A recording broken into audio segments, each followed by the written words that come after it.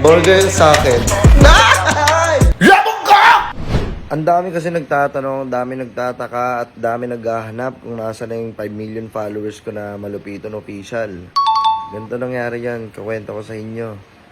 April 11, nasa San Juan, Batangas kami, may gig kami noon. Doon ko nalaman bago kami perform, doon ko nalaman na nawala yung page ko. Hindi ko alam kung ano gagawin ko, kung itutuloy ko ba yung performance, malulungkot na lang ba ako. Kaya siyempre sobrang laki epekto sa akin noon kasi 5 million followers biglang mawawala. Alam mo, pinaghirapan ng matagal, tapos bigla na lang mawawala. Sobrang sakit talaga siyempre, pero the show must go on. Ngayon, nakapag-perform naman kami na maayos. Good sa man kinalabasan. Ito na nga nangyari sa page ko, kwento ko sa inyo. Ang dami rin kasi nagsasabi na, bakit hindi mo ipa-verify yung account mo? Ba't hindi mo palagyan ng blue check? Actually, 500k followers pa lang ako. Tinatry ko na yun i-blue check. Pinapa-verify ko na siya hanggang sa nagkaroon na, pwede ka na magbayad para magka-blue check ka. Ginawa ko rin yung kaso hindi rin na-aprobahan. Waitings pa rin kay Meta, kaya hindi ako na-verify. Tapos, kaya nawala yung page ko, may naunang nag-verify sa akin na Malupiton Official din. Doon nawala yung page ko na nag-unpublish yung page ko. Tapos sinabi doon na, kaya nawala yung page ko kasi impersonator ako. Ako pa yung naging impersonator. Aray ko. Kaya nawala yung page ko. Tapos nakausap ko yun, yung nagpa-verified ng account. Nakausap ko siya. Hindi ko alam kung bata siya or matanda. Pero hindi ko naman siya sinabihan ng kung ano man, hindi ako nagalit sa kanya. Kinausap ko siya na maayos. Sabi ko, sabi ko sa kanya, dahil sa'yo nawala yung account ko. Dahil binerified mo yung account mo, nawala tuloy yung account ko. Nagsasorry naman siya sa akin. Sabi niya, sorry po, hindi ko po alam na ganito magiging epekto nito sa inyo na nawala yung page nyo dahil sa akin. Gusto ko po, kasi kaya gumawa lang po ako ng ganun, ng account na yun.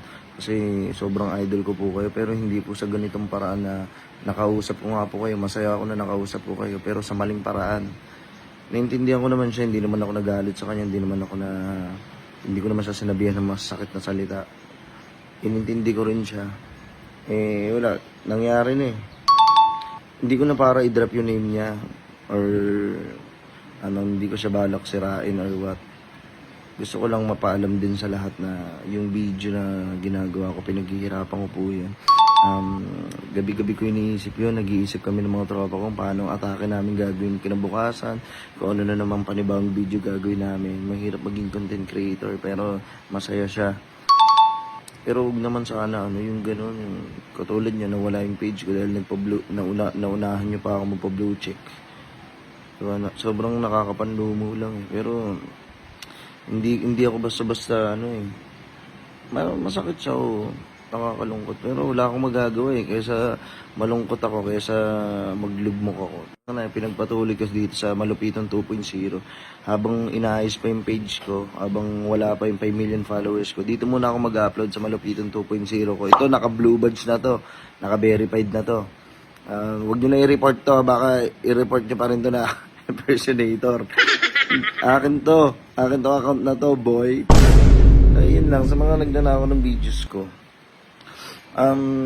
Yung sinusuportahan nyo talaga ako, ano na lang, share nyo na ng video ko. Huwag na kayo gumawa ng panibagong page para kunin yung video ko tapos i-upload sa inyo. Kasi sayang naman na mapupunta yung views sa inyo, sa akin na lang.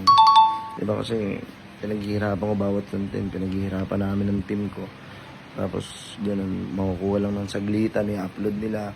Yung ibang page pa nga, nagpo-promote pa nun sa Gal. Hindi pa ako nagpo-promote nun sa Gal.